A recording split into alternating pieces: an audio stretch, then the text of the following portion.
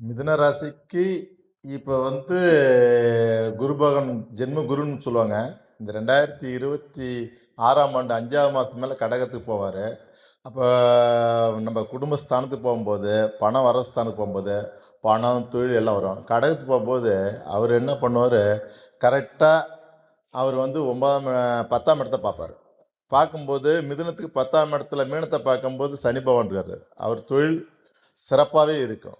இப்போ என்னன்னா ஜென்ம குருன்னுவாங்க மிதுனத்தில் இருக்கும்போது, அந்த ஜென்ம குரு வனவாசம்னு சொல்லுவாங்க. ஒரு அலைச்சல் இருக்கா, அந்த அலைச்சல் இருக்குன்னா தொழில் சார்ந்த விஷயத்தில் அவர் ரொம்ப கஷ்டப்பட்டார்னா வேறு செஞ்சு ஒரு ஐடியா பண்ணினா செம சூப்பராக இருக்கான். அவங்க வர அந்த 5ஆவது மாதத்துக்கு மேலே அவங்க தொழில் பிளானிங் என்னென்ன நடக்கணுமோ அது சிறப்பாக இருக்கும்.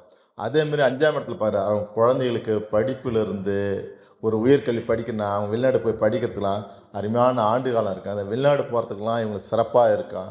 3 கேது பவன் மறைஞ்சிருக்கிறது அவங்களுக்கு ஒரு பெரிய பாதிப்புலாம் இல்லை. 11ஆம் இடத்துல இப்போ 9ஆம் இடத்துல ராகு பகவான் இருக்கார். இருக்கும்போது கடகத்தில் குரு பார்க்கும்போது 11 அந்த 9ஆம் இடத்த குரு பார்க்கும்போது அவங்களுக்கு வந்து எந்த ஒரு தொழிலுமே அவங்களுக்கு சிறப்பாக ஒரு ஐடியா பண்ணி செஞ்சனா நிறைய அவங்களுக்கு அதிர்ஷ்டமும் பணமும் தொழில் நல்லா அமையும்.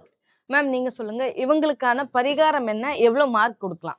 மிதுன ராசிக்குரிய பலன் முக்கியமாக வந்துட்டு இவங்களுக்கு குழந்தை பாக்கியம் வந்துட்டு கிடைச்சிடும். குழந்தை பாக்கியம் உண்டு. அதே மாதிரி 10 வந்துட்டு 10லேயே இருக்கார். அதாவது தொழில்காரகம் தொழில் ஸ்தானத்திலே இருக்கிறார். அதனால தொழிலில் மிக சிறப்பாக இருக்கும். தொழில் நல்லா இருக்கும், தொழில் வளர்ச்சி இருக்கும். புதிய தொழில் தொடங்குறவங்க இப்போ வந்துட்டு தொடங்கலாம், நல்லா இருக்கும். ஆனால் இவங்க வந்து ஒரு விதமான மனக்குழப்பத்திலே இவ்வளோ நாள் இருந்தாங்க. ஜூன் மாதத்துக்கு அப்புறமா இவங்களோட மனக்குழப்பங்கள் தீரும்.